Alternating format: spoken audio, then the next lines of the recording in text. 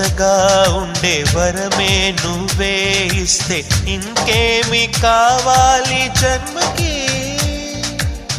మచ్చలేని చంద్రుడిని మాట రాక చూస్తున్నా, వరస కాని బంధుని చొరవ చేసి అంటున్నా, ఇంకెప్పుడు ఒంటరినని అనరాదని, నీకు సొంతం అంటే నేనేనని.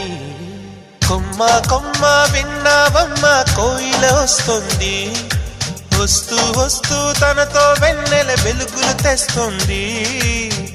ఏవమ్మ మరుమల్లి తోరణాలు కడతావా, చిలకమ్మ ఎదురేగి స్వాగతాలు చెబుతావా, పూల పొగరిల్లేరా రమ్మందని.